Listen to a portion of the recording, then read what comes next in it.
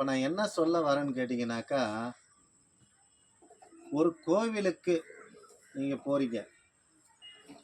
அந்த கோவில்ல போயிட்டு எந்த கோவிலா இருக்கட்டும், ஐயன் கோயிலா இருக்கட்டும், அம்மாளா இருக்கட்டும், எந்த கோவிலுக்கு போனாலும் நீங்க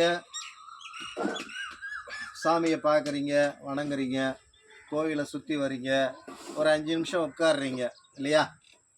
அந்த 5 நிமிஷம் உட்கார்ந்துட்டு நீங்க வீட்டுக்கு போகும்போது நீங்க என்ன பண்றீங்கன்னாக்கா, அம்மாவ மறுபடியும் நீங்க ஒரு வாட்டி வணங்க வேண்டியதா வரும்.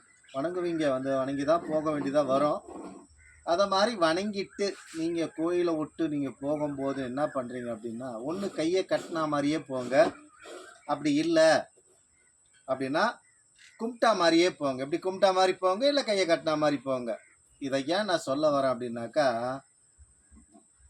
ஒவ்வொரு ஆலயத்திலயும் ஒரு வரம் பிடுங்கிய சித்தர்ன்னு ஒருத்தர் இருக்கார். நீங்க கேட்டு வாங்குவீங்க. இந்த கைய கீழே இறக்குறதுனால அந்த சித்தராகப்பட்டவர் என்ன பண்றாருன்னா, அந்த வரத்தை அவர் பிடுங்கிடுறாரு. அதனால நீங்க வெறும் கையா போறீங்க. அதனால அந்த இடத்த தாண்டுற வரலையும், அந்த சன்னிதானத்தை அந்த கேட்டை தாண்டுற வரலையும் நீங்க கைய கட்டி போனீங்கன்னாக்கா, நீங்க வாங்குற வரம் உங்களுக்கே சேரும்.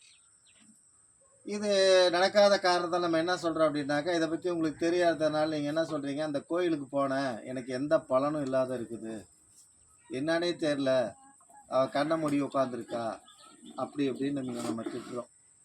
சரிங்களா?